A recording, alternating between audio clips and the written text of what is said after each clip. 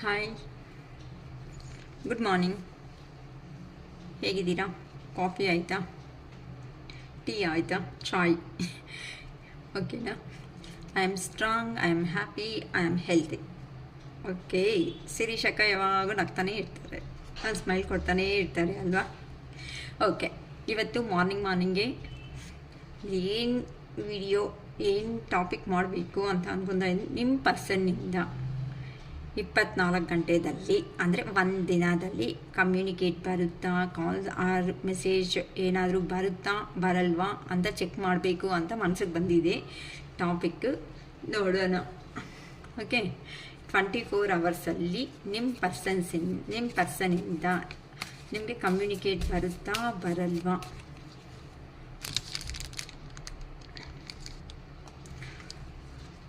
Okay, card shuffle ಮಾಡೋವಾಗ ಆ person name ಅಂದ್ಕೊಡಿ. ಓಕೆನಾ? ನೀವು ಆ ಪರ್ಸನ್ ಹತ್ರ ಇರೋ ಮೆಮೊರಬಲ್ ಥಿಂಗ್ಸ್ ರಿಮೆಂಬರ್ ಮಾಡಿಕೊಡ್ರಿ. 24 ಅವರ್ಸಲ್ಲಿ ನಿಮ್ಮ ಪರ್ಸನ್ನಿಂದ ನಿಮಗೆ ಕಮ್ಯುನಿಕೇಟ್ ಬರುತ್ತಾ ಬರಲ್ವಾ, ಕಾಲ್ ಬರುತ್ತಾ ಇಲ್ಲ ಮೆಸೇಜ್ ಬರುತ್ತಾ ಬರಲ್ವಾ ಅಂತ ಚೆಕ್ ಮಾಡ್ತಿದ್ದೀನಿ. Okay,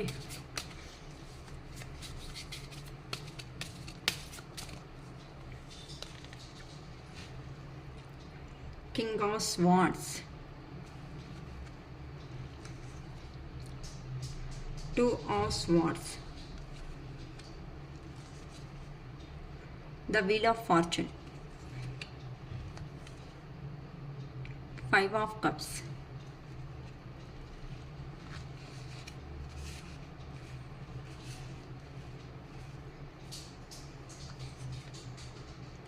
the Magician,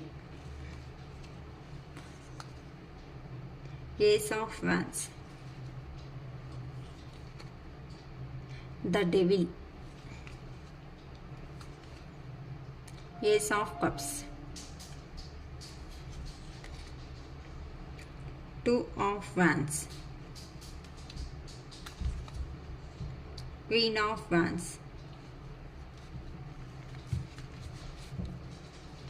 the Tower. Tower devil ಬಂದರೆ ಆಗೋಯ್ತಮ್ಮ, ಯಾವಾಗೂ ಹಿಂದೆದಲ್ಲೇ ಇಟ್ಬಿಡ್ತಾರೆ ಮನುಷ್ಯರಂತೂ. ಓಕೆಮ್ಮ, ನಾನು ಕೇಳಿರೋ ಅಂಥ ಕ್ವಶನ್ಗೆ ನಿಮ್ಮ ಪರ್ಸನ್ನಿಂದ ನಿಮಗೆ ಕಮ್ಯುನಿಕೇಟ್ 24 ಅವರ್ಸಲ್ಲಿ ಬರುತ್ತಾ ಬರಲ್ವಾ ಅಂತ ಕ್ವಶನ್ ಕೇಳಿದ್ದೀನಿ ಯೂನಿವರ್ಸ್ ಕೊಡೋ ಅಂಥ ಸಮಾಧಾನ ಹೇಗಿದೆ ಅಂತ ನೋಡೋಣ ಇಲ್ಲಿ. Okay, king of swords. Okay, ಈ ಪರ್ಸನ್ ಈಗ ನಿಮ್ಮಿಂದ ಸಪರೇಷನ್ ಆಗಿರೋ ಅಂತಹ ನಿಮ್ಮ ಪರ್ಸನ್ ಯಾರಿದ್ದಾರೋ ಅವರು ಒಂದು ಲೇಡಿ ಫಿಗರ್ ಅಂತ ಅಂದರೆ ಹ್ಯಾಂಡಲ್ ಆದರೂ ಇರ್ಬೋದು, ಇಲ್ಲ ಅಂತ ಅಂದರೆ ಆ ಪರ್ಸನ್ಗೆ ಇರೋ ಅಂತಹ ಅಹಂಕಾರ ಏನಾಯಿತೋ ಅದರಿಂದನೂ ಹಿಂದೆ ನಿಮ್ಮ ಹತ್ರ ಕಮ್ಯುನಿಕೇಟ್ ಅನ್ನೋದು ಮಾಡೋದಕ್ಕೆ ಆಗ್ತಾ ಇಲ್ಲ. ಆ ಪರ್ಸನ್ಗೆ ಈ ಥರ ಕ್ಲಾರಿಟಿ ಅನ್ನೋದು ಕೊಡಬೇಕು, ಇಲ್ಲ ಅಂತ ಅಂದರೆ ನೀವು ಪದೇ ಕೆಲವೊಂದು ಕ್ವಶನ್ಸ್ ಅನ್ನೋದು ಕೇಳ್ತಾ ಇರೋದಕ್ಕೂ ಆ ಪರ್ಸನ್ನ ಅವರು ಸೈಲೆಂಟ್ ಆಗಿಬಿಟ್ಟಿದ್ದಾರೆ. ಕಿಂಗ್ ಆಫ್ ಸ್ವಾರ್ಡ್ಸ್ ಎನರ್ಜಿ ಬಂದಿದೆ ಅಂತ ಅಂದರೆ ಇಲ್ಲಿ ಸ್ವಲ್ಪ ಡೌಟ್ಫುಲ್ಲಾಗಿ ಇದೆ. ಏನಕ್ಕೆ ಅಂತಂದರೆ ಆ ಪರ್ಸನ್ನು ಹೆವಿ ವರ್ಕ್ ಪ್ರೆಷರಲ್ಲಾದರೂ ಇರ್ಬೋದು ಅನಿಸುತ್ತೆ, ಇಲ್ಲ ಅಂತ ಅಂದರೆ ಆ ಪರ್ಸನ್ಗೆ ನಿಮ್ಮ ರಿಲೇಷನ್ಶಿಪ್ಪಲ್ಲಿ ಏನು ಥರ ಕ್ಲಾರಿಟಿ ಕೊಡಬೇಕು ಅನ್ನೋದನ್ನು ಅರ್ಥ ಆಗ್ತಾ ಇಲ್ಲ.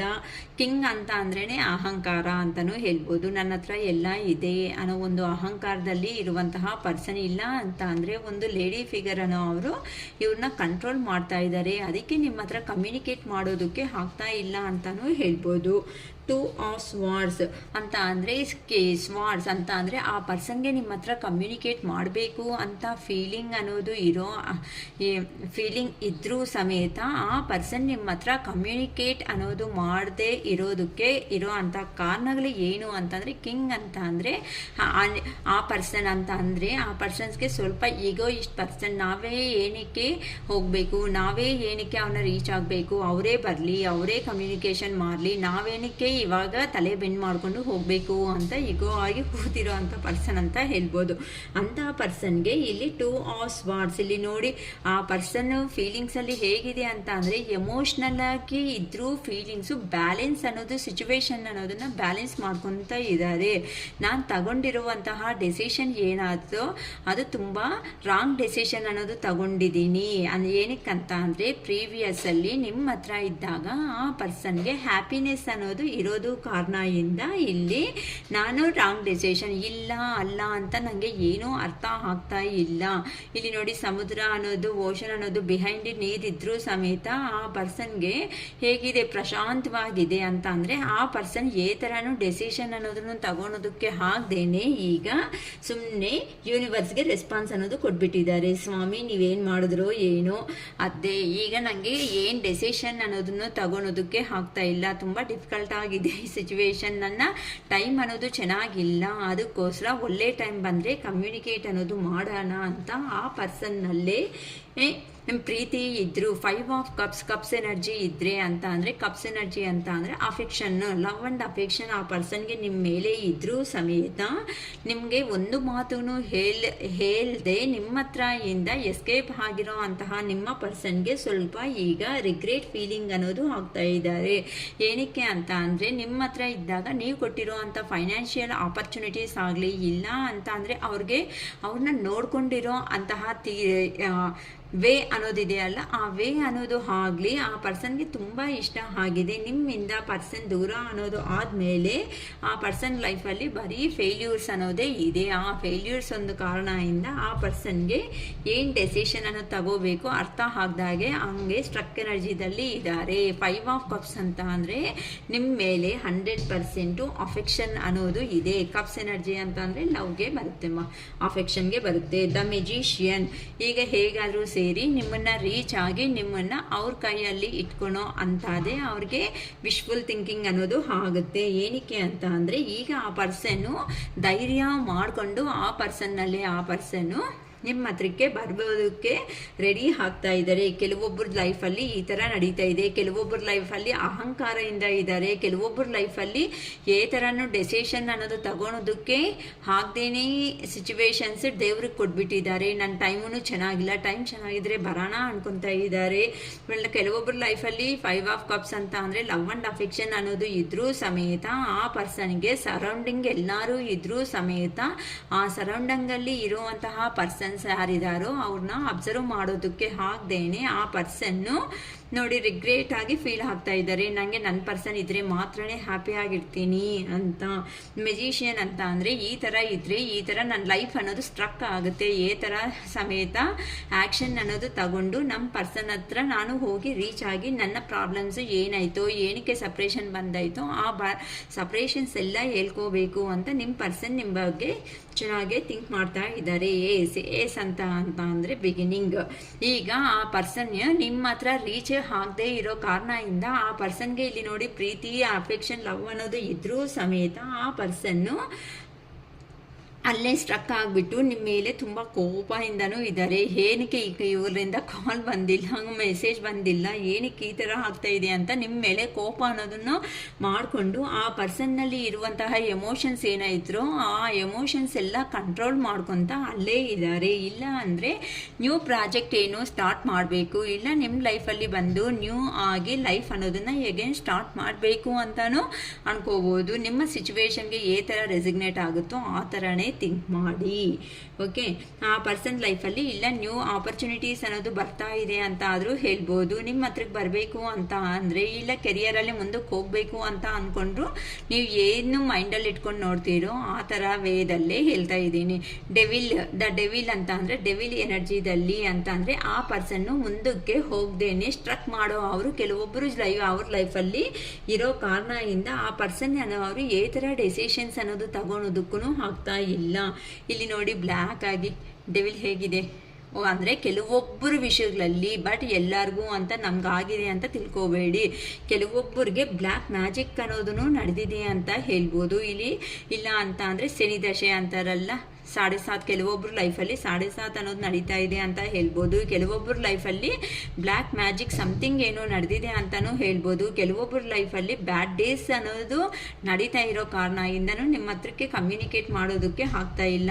ಆದರೆ ಆ ಪರ್ಸನ್ಗೆ ತುಂಬ ನೀವಂದರೆ ಇಷ್ಟ ಇದೆ. ಏಸ್ ಆಫ್ ಕಪ್ಸ್ ಹೇಗಾದರೂ ಸಮೇತ ನಿಮ್ಮ ಹತ್ರಕ್ಕೆ ಬಂದು ನಿಮ್ಮ ಹತ್ರನೇ ಒಂದು ಮ್ಯಾರೇಜ್ ಪ್ರಪೋಸಲ್ ಅನ್ನೋದು ಕೊಡಬೇಕು ಅಂತ ಆ ಪರ್ಸನ್ನು ಆ ಮನಸ್ಸಲ್ಲಿ ಇರುವಂತಹ ಫೀಲಿಂಗ್ಸ್ ಏನಾದರೂ ಅದು ತುಂಬ ಓವರ್ಫ್ಲೋ ಅನ್ನೋದು ಆಗಿಬಿಡ್ತಾ ಇದೆ. ಆ ಪರ್ಸನ್ ನಿಮ್ಮ ಹತ್ರಕ್ಕೆ ಬಂದು ನಿಮ್ಮ ಹತ್ರ ಇದ್ರೇನೆ ನಿಮ್ಮ ಹತ್ರಕ್ಕೆ ಬಂದು ನಿಮ್ಮ ಪರ್ಸನ್ ಅವರು ಮ್ಯಾರೇಜ್ ಅನ್ನೋದಾಗಲಿ ಪ್ರಪೋಸಲ್ಸ್ ಅನ್ನೋದಾಗಲಿ ಮಾಡಬೇಕು. ಎಲ್ಲಿನಿಂದ ಅಂತಂದರೆ ಲಾಂಗ್ ಡಿಸ್ಟೆನ್ಸಿಂದ. ನಂಗೆ ಖಂಡಿತ ಗೊತ್ತಾಗ್ತಾ ಇದೆ, ಇಲ್ಲಿ ಗ್ಲೋಬ್ ಅನ್ನೋದಿದೆ ನೋಡಿ. ಈ ಪರ್ಸನ್ ಅನ್ನೋರು ಲಾಂಗ್ ಡಿಸ್ಟೆನ್ಸಿಂದಾನೇ ಇದೆಲ್ಲ ನಿಮ್ಮ ಹತ್ರಕ್ಕೆ ಬಂದು ಇವೆಲ್ಲ ಹೇಳಿ ಹೆಂಗಾದ್ರೂ ಸಮೇತ ನಿಮ್ಮನ್ನು ಒಪ್ಪಿಸ್ಕೊಂಡು ಮ್ಯಾರೇಜ್ ಮಾಡ್ಕೋಬೇಕು. ಇಲ್ಲಕ್ಕ ಮ್ಯಾರೇಜ್ ಆಗಿದೆ ಅಂತ ಅಂದರೆ ಲೈಫ್ ಲಾಂಗ್ ಕಮಿಟ್ಮೆಂಟ್ ಆದರೂ ನಿಮ್ಮ ಹತ್ರಕ್ಕೆ ಬಂದು ಕೊಡಬೇಕು ಅಂತ ಈ ಪರ್ಸನ್ ಲಾಂಗ್ ಡಿಸ್ಟೆನ್ಸಲ್ಲಿ ಇರುವಂತಹ ನಿಮ್ಮ ಪರ್ಸನ್ ನಿಮ್ಮ ಹತ್ರಕ್ಕೆ ಬಂದು ಇದೆಲ್ಲ ಮಾತುಗಳನ್ನು ಹೇಳಿ ನಿಮ್ಮನ್ನು ಒಪ್ಪಿಸ್ಕೋಬೇಕು ಅಂತಲೇ ತುಂಬ ಟ್ರೈ ಮಾಡ್ತಾ ಇದ್ದಾರೆ. ಏನಕ್ಕಂತ ಅಂದರೆ ಈಗ ನೀವು ಕ್ವೀನ್ ಆಫ್ ವ್ಯಾನ್ಸ್ ಕ್ವೀನ್ ಎಲ್ಲ ನಿಮ್ಮ ಹತ್ರ ನಿಮಗೆ ಬೇಕಾಗಿರೋ ಪ್ರತಿಯೊಂದು ಸಮೇತ ನೀವು ಎಲ್ಲನೂ ಅಡ್ಜಸ್ಟಬಲ್ ಮಾಡಿಕೊಂಡು, ಅಂದರೆ ಯಾರ ಮೇಲೇನೂ ಡಿಪೆಂಡ್ ಅನ್ನೋದು ಆಗದೇನೆ ನಿಮ್ಮಷ್ಟಿಗೆ ನೀವೇ ಸ್ಪಿರಿಚುವಲ್ ವೇದಲ್ಲಿ ದೇವರಿಗೆ ಬಿಟ್ಬಿಟ್ಟಿದ್ದೀರಾ ಅಂತ ಹೇಳ್ಬೋದು. ಇಲ್ಲಿ ಅಂದರೆ ದೇವರೇ ನಮ್ಮ ಪರ್ಸನ್ ಬರ್ತಾರಾ ಬರಲ್ವಾ ನಮಗೆ ಯೋಚನೆ ಮಾಡಿ ನಮ್ಮ ಕೈ ಅನ್ನೋದು ಇನ್ನು ಭಾರ ಎಲ್ಲ ನಿಮ್ಮ ಮೇಲೇ ಆಗಿಬಿಟ್ಟಿದ್ದೀವಿ ಪರಮೇಶ್ವರ ಅಂತ ಕೆಲವೊಬ್ಬರು ಅವರು ದೇವರಿಗೆ ಯೂನಿವರ್ಸ್ಗೆ ಸರೆಂಡರ್ ಆಗಿಬಿಟ್ಟಿದ್ದೀರಾ.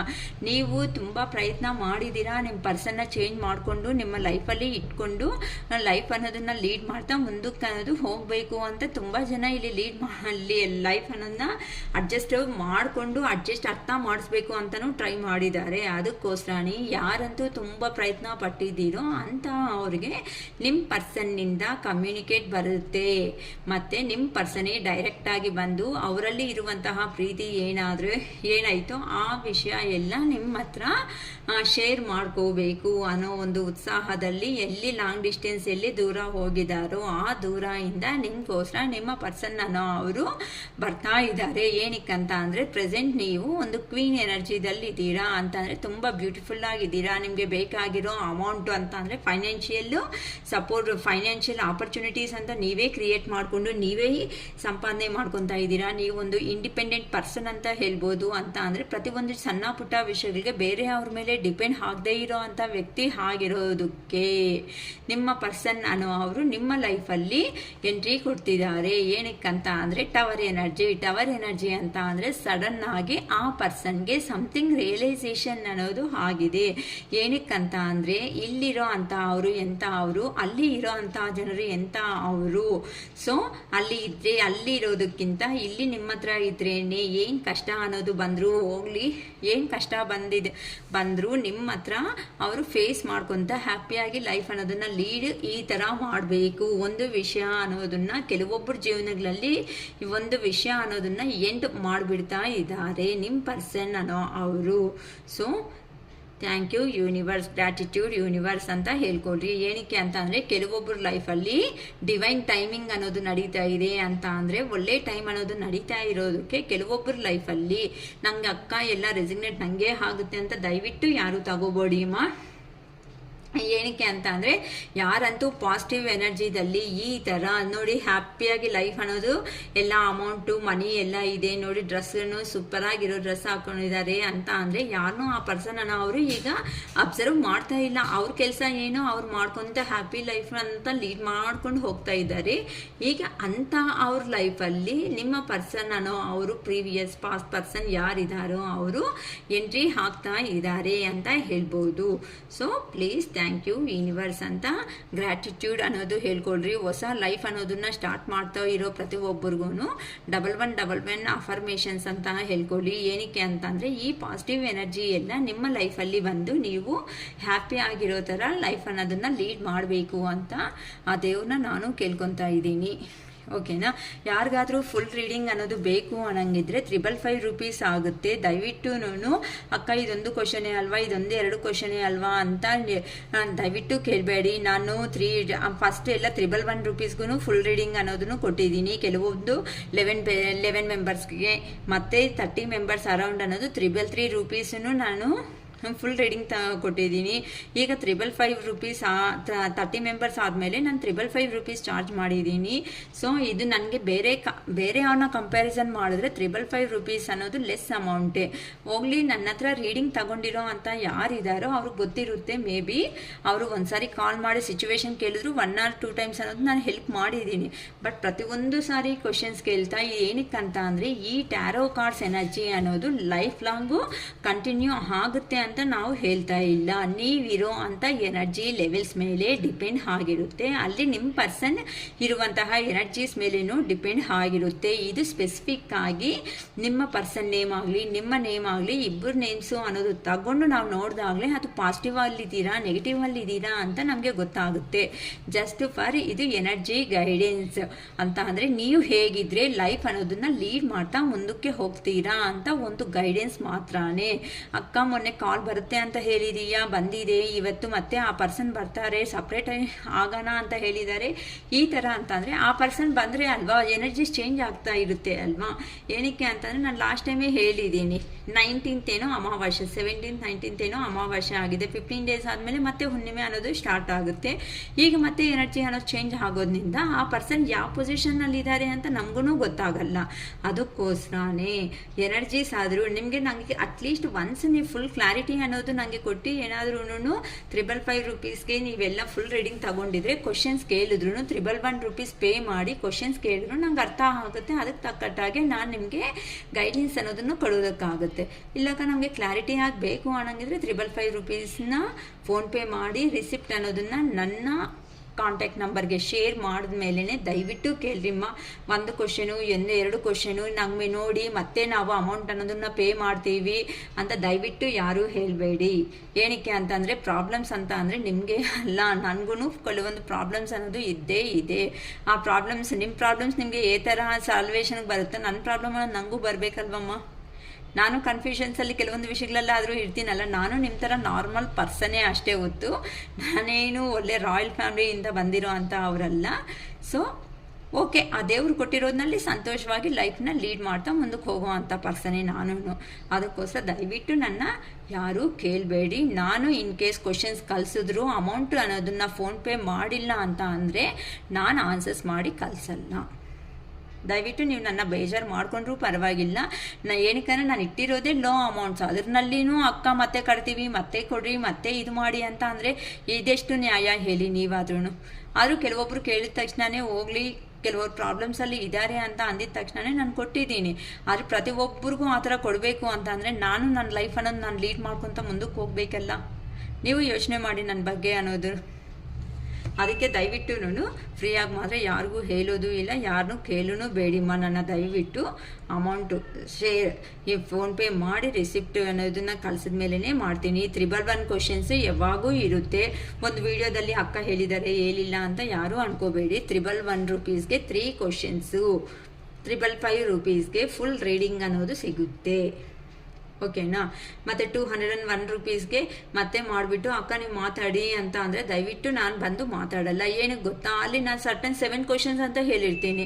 ಕೆಲವೊಬ್ಬರು 10-15 ಕ್ವಶನ್ಸ್ ಆದರೂ ಕೇಳ್ತಾನೇ ಇರ್ತಾರೆ. ಇಲ್ಲಿ ಫುಲ್ ರೀಡಿಂಗ್ ಅವ್ರಿಗೆ ನಾನು ಟೈಮ್ ಕೊಟ್ಟಿರ್ತೀನಿ, ಇಷ್ಟು ಗಂಟೆಗೆ ಕಾಲ್ ಮಾಡ್ತೀನಿ, ಇಲ್ಲ ನೀವು ಮಾಡಿ ಅಂತ ಅವ್ರಿಗೆ ಡಿಸ್ಟರ್ಬ್ ಆಗೋ ಚಾನ್ಸಸ್ ಅನ್ನೋದು ಇರುತ್ತೆ ಅಲ್ವಾ. ಸೊ ಅವ್ರನ್ನ ನಾನು ಬಿಟ್ಕೊಳಕ್ಕೆ ಆಗಲ್ವಲ್ಲ. ಅದಕ್ಕೋಸ್ಕರ ಇನ್ ಕೇಸ್ ನೀವು ಕ್ವಶನ್ಸ್ ಕಳಿಸಿದ್ರು ಸಮೇತ ನೈಟ್ ಮಲ್ಗೋ ಒಳಗಡೆ ನಾನು ನಿಮಗೆ ಆನ್ಸರ್ಸ್ ಅನ್ನೋದನ್ನು ನಿಮಗೆ ಫಾರ್ವರ್ಡ್ ಅನ್ನೋದು ಮಾಡ್ತೀನಿ. ಓಕೆನಮ್ಮ. It is all for today. Bye.